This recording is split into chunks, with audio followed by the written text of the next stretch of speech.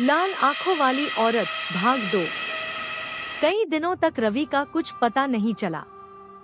गांव में हर कोई डर और चिंता में था। रवि के कुछ दोस्त जो उसे चुनौती देने वाले थे, अब उसकी गुमशुदगी से सदमे में थे।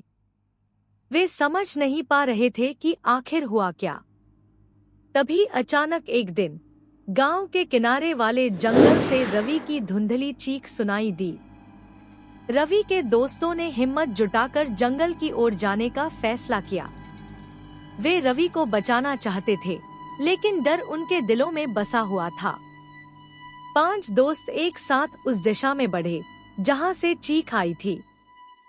जंगल घना और सर्द था और वहां हवाओं की सरसराहट के साथ अजीब सी आवाजें सुनाई दे रही थी।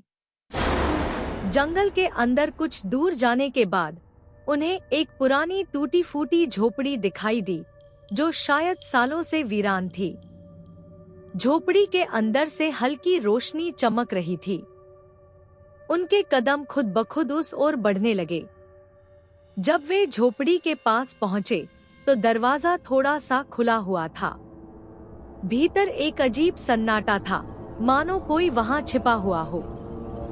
अचानक दरवाजे के पास से एक परछाई निकली।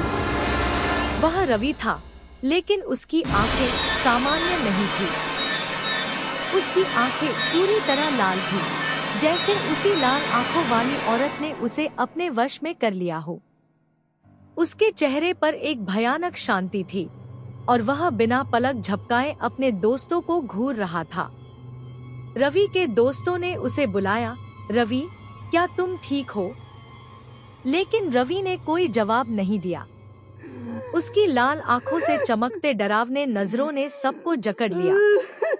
जैसे ही वे उसे छूने की कोशिश करने लगे, अचानक झोपड़ी के पीछे से वही सफेद साड़ी में लिपटी लाल आंखों वाली औरत प्रकट हुई।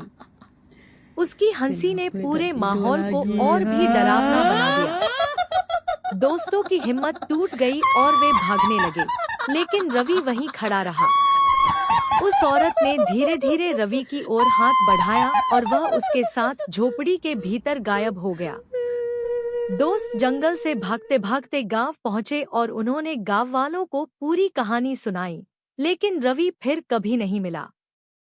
अब गांव में एक नई कहानी जुड़ गई थी, लाल आंखों वाली औरत की झोपड़ी, और जो कोई भी उस झोपड़ी के पास जाएगा वो फिर कभी लौटकर नहीं आएगा।